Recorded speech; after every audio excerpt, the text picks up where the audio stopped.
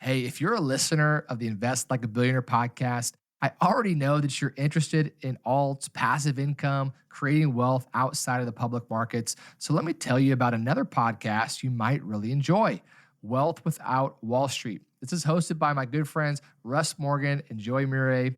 These guys are doing incredible work helping people break free from the traditional financial models and actually replace their income with cash flowing assets. They go deep on strategies like infinite banking, short term rentals, passive syndications, and more. And I've had the privilege of being on their show a few times. In episode 421, we talked about recession resilient investing. In episode 555, we dove into oil and gas and why we're so bullish on energy right now. So if you want to get a feel for what they're all about, start there. Check out Wealth Without Wall Street wherever you listen to podcasts. I think you'll be glad you did.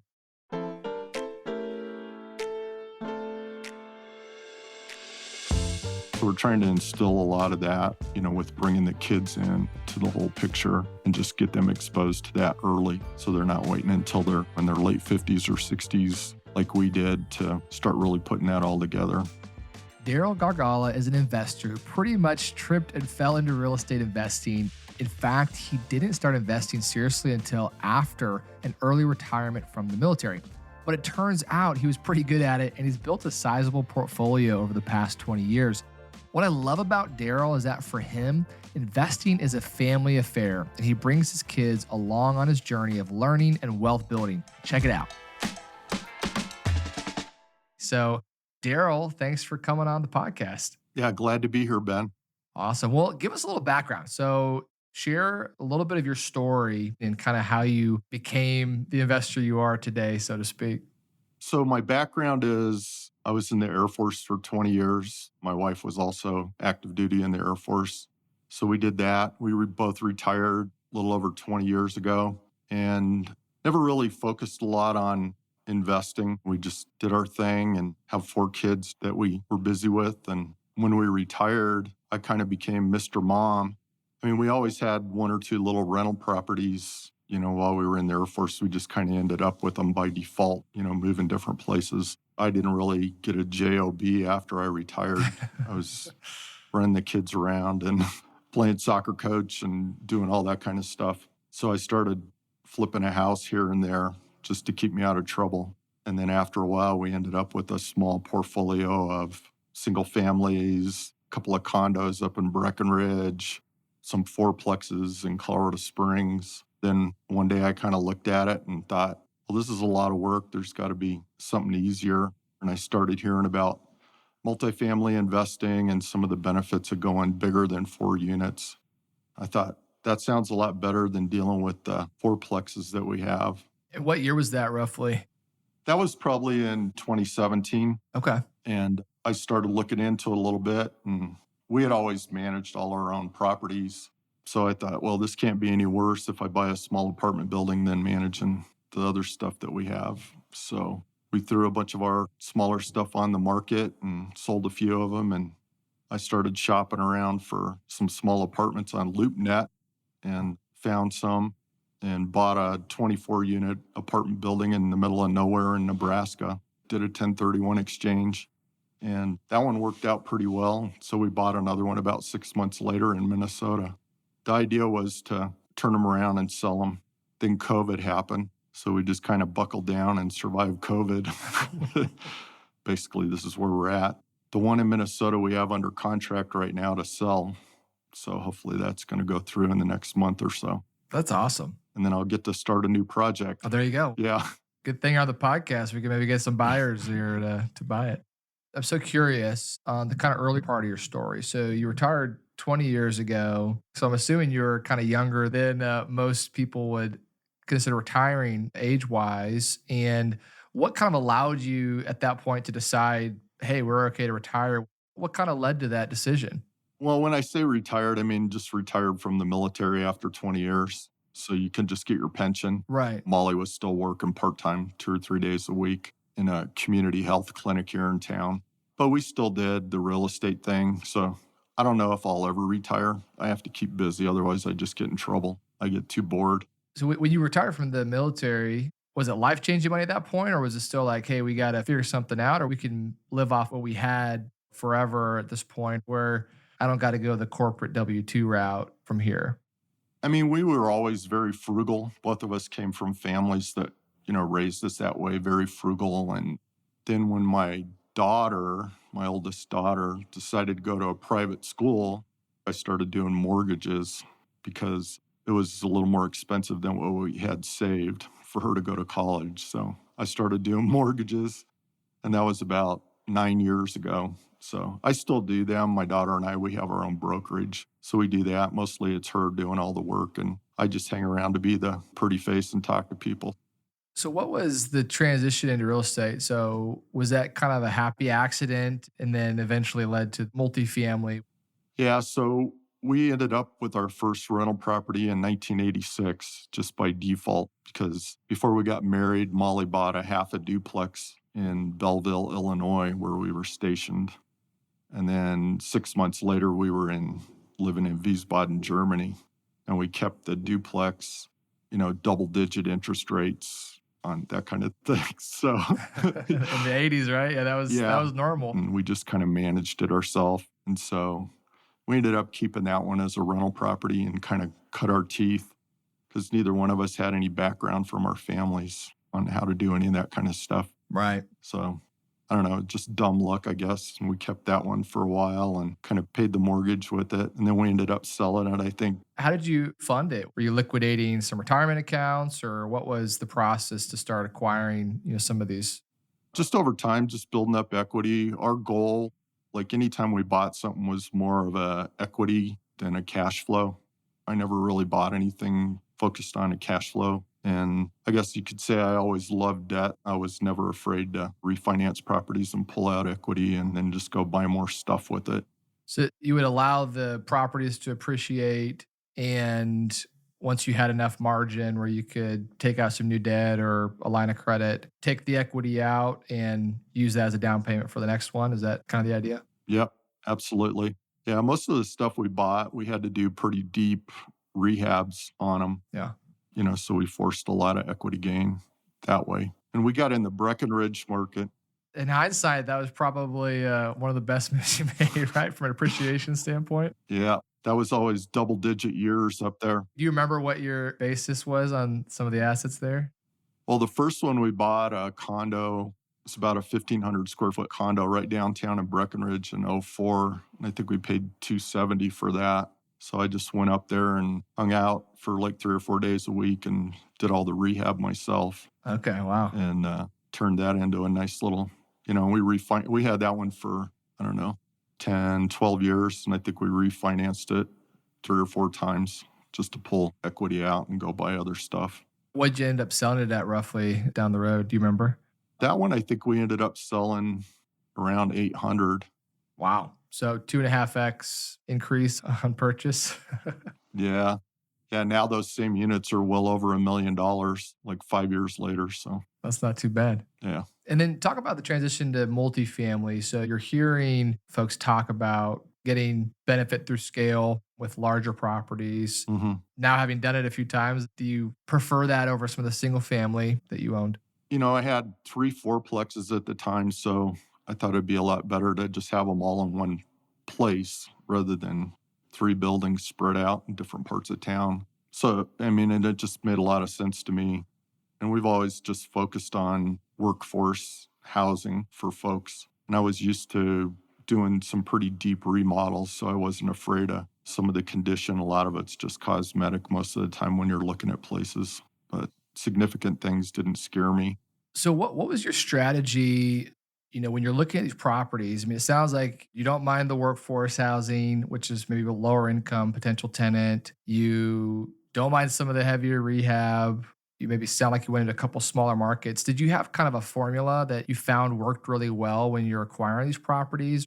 Yeah, for the apartments, I guess I was just looking for ugly ducks with really high cap rates on them, and then I just looking at the market rents around there and they made sense. And, again, when we went into these, we weren't necessarily looking for monthly cash flow. We were just looking for equity gain on those too. And so we were able to do that on both of them. The first one we bought, once we got on the other side of COVID, we did a cash out refi and got a 4.5 exit on the money we put into the deal. And we still own it, still cash flows. We write ourselves a dividend check every month. So it's 100% full. So 4.5x what you put into it, but that's only at what, 70% leverage and Yeah. a non-taxable event because it's debt. Yeah. You still own it and you're still getting checks on it, you're saying. Yeah. That's not too bad of a deal. Yeah. I mean, going into both of these, I was kind of excited. I was like, hey, I want to roll these as fast as I can and really build up my net worth. I kind of had a, goal in mind where I wanted to go. And then when we did that refinance on that first one, I kind of slowed everything down because I went down to Cozumel and bought a house down there because I like to scuba dive. So now I have a place to go and, we just hang out down there and scuba dive. So that kind of slowed down my roll a little bit, if you will. Sounds pretty fun.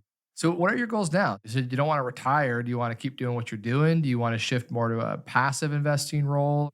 I mean, I still have goals where I'd like to get, net worth wise. It's just kind of something I put out in front of me as something to do. And I've kind of wrangled all the kids together and they're getting exposed to this and they get pretty excited about it. So we created an LLC with the family in it and we want to go buy a multifamily unit. So we've been doing some things the past year and a half to build up some cash in that LLC so we can go find us a ugly duck multifamily somewhere and do that with all of them involved. But, Molly and I wrestle with passive versus active. She wants to go more passive. I still like to stay active because it's fun. I enjoy it. So we're doing a combination of both. We've done some passive deals with you guys. So Yeah. she's kind of won out lately on some of those. So it sounds like some of your goals, you want to hit a certain net worth number. And, I don't know if you're comfortable sharing what your goal is, or is it more just kind of to keep your head in the game, keep you focused on staying active, or is there a real meaning to the number that you're shooting for? No, when I kind of really started thinking about it, I just made a number.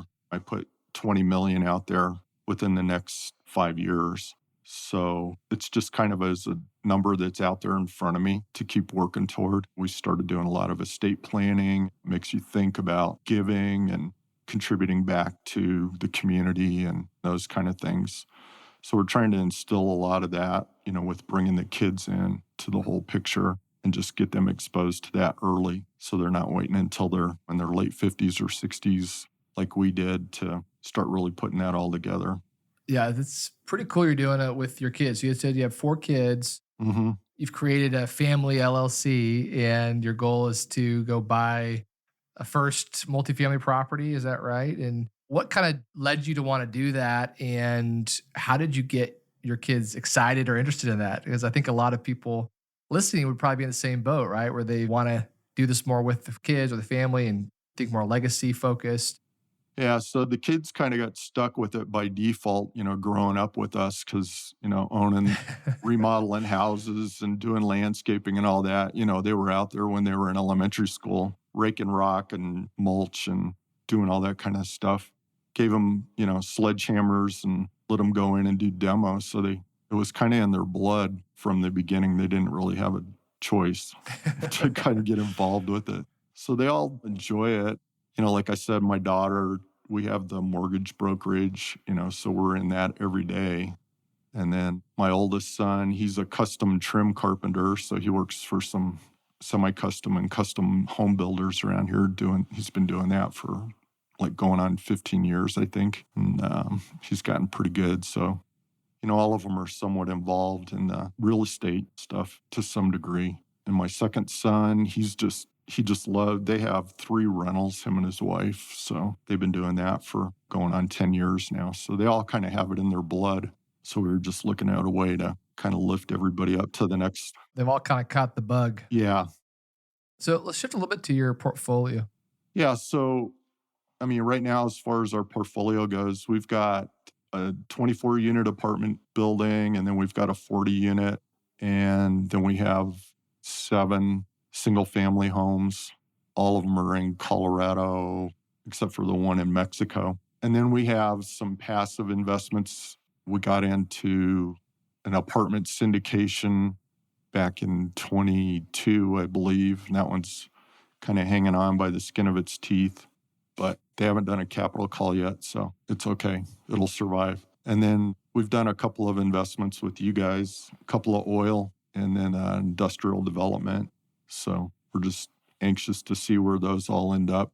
But I don't really do any stock market stuff. I used to do a bunch of day trading when I first retired from the Air Force, and I didn't like that a whole lot. I like real estate. It's not going to move as fast. I understand it a lot better.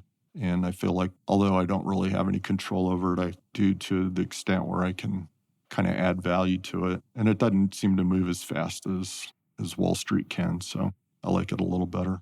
So that's kind of where we're at right now. Right. What would you say percentage wise your active portfolio is relative to maybe your passive investment portfolio on a percentage basis? And do you see that shifting over time, or do you like where that percentage is right now?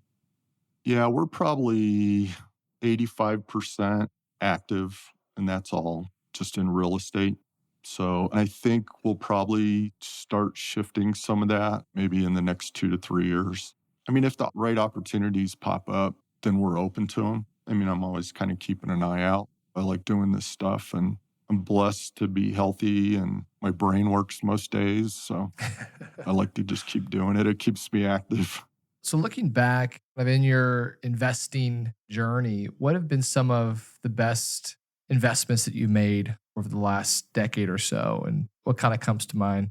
Probably some of the best were, getting into the Breckenridge real estate market when we did. We first went in there in 2004, Uh-huh. and I think we ended up owning 10 different properties up there over the years. And it was, I always say it's better to be lucky than good. I mean, we had a couple of places that we flipped and we were using as short term rentals up there, and we sold them like right before the market crashed in '07. And we sold them and made a lot of money on them. And then actually we bought one of them back after the crash about 18 months later for less than what we paid for it originally. So Oh, wow. yeah, and it rebounded pretty well. So that was a good market to be in. And what led you to sell in 2007? Were you getting a little nervous, or was it just, again, pure luck? No, just the values on those places just got so high. And I was like, all right, let's sell them and go do something else. Because we always bought them and fixed them up and Yeah. then used them as short term rentals until we sold them. And so we would put them on the market and just kind of wait for somebody to come by that liked it. And we just lucked out on those two and sold them. I wouldn't have dumped them if I still had them when the market went down. I didn't dump anything when the market went down. I just kept everything and kept it rented and came out the other side. So, Yeah, that's great. Well, Daryl, share a little bit, if you would, on some takeaways. What are some lessons that you've learned along the way, either from mistakes or from the things that have worked well? And what would you tell yourself, the 20-year-old Daryl, things you know now that maybe you didn't know then that you wish you would have? yeah, one thing that's really been on my heart the last few years is you don't get exposed to this stuff until you run into the right person Yeah. or a right group of people. You just don't get exposed to this stuff. When I ask most people now, when I run into them, if they know what alternative investments are or what an accredited investor is, they just look at me with their eyes kind of glazed over and they have no idea. And I was the same way. And I just feel like it's almost criminal that we don't get exposed to this stuff early on. So I guess that's why I'm passionate about exposing my kids to this. And, I send them links to podcasts to listen to all the time. And they probably roll their eyes, but at least they know most of this stuff now. And I've kind of got it on my heart to try and start some kind of a community just for basic stuff. Cause I'll be out and about doing my stuff. I'll have, young people that are working on one of our houses, whether they're hanging cabinets or whatever. And they come up and ask me, hey, what's the best way for me to buy a new car? Or like, we've been thinking about buying a house. How do we get started? Just basic kind of stuff. And a lot of people don't have anybody to turn to ask those kind of things. So I've been trying to think of a way to start some kind of maybe just start locally here in the local community, have a place where people feel like they can connect for that and ask somebody if they don't have family that they feel like they can ask those kind of questions. I guess that's the biggest thing is just try to soak this stuff up. I know no everybody's not interested in this. Like when we were young, the thing was start an IRA and buy some mutual funds and put it in there and just do monthly investments, and that was it. And that was kind of the extent of our stuff. We were just having fun living. I just wish there was a way to expose people when they're younger to this stuff, and so they're not waiting until they're older and trying to figure it out and get started. I got a lot of those kind of people that come to me too, that are older than I am, that are trying to figure out how to generate some monthly cash flow so they can quit their job. Yeah. I try to get exposed to new stuff every week, so it's a lot of fun. Well, Darrell, this has been really fun. And thanks so much for sharing a little bit of your journey and just what you're doing and what's worked well for you. And it's exciting, just the goals you've continued to set for yourself, even though you've had so much success. And I love it. Yeah, got to keep the fire burning, right? Got to keep learning and stay curious. And I love that you've brought your kids into it as well and got them excited and given them a leg up. I mean, that's, what more could your kids ask for from that standpoint? So thanks so much for coming on and sharing. I know I got a lot out of it, and I'm sure our listeners will too. Okay, thanks. That was fun.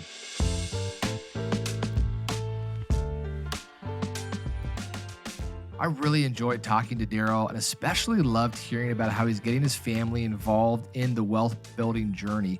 He runs a mortgage company with his daughter, has an LLC plan with the whole family. I think it's just a really important part of this whole story that he shared of legacy, not just building equity to pass on, but sharing knowledge and skills so the next generation can continue that growth and the values can live on. I also found it really interesting to hear how active Darrell still is with his investments. Most people we talk to in this podcast are more excited to move towards the passive investing side of things and slow down after retirement. But, Darrell shows no signs of stopping, although his wife, Molly, is influencing his move to do more passive investing. And happy to hear how Darrell joined us on some deals and hopefully can contribute to him having more time scuba diving and less demolitions in his future.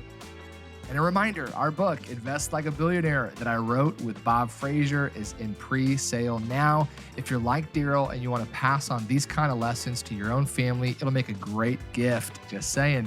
Well, that's it for this week. If you got something out of today's episode, please drop us a 5-star rating to let other listeners know what you're enjoying, share with a friend, and we'll see you next week.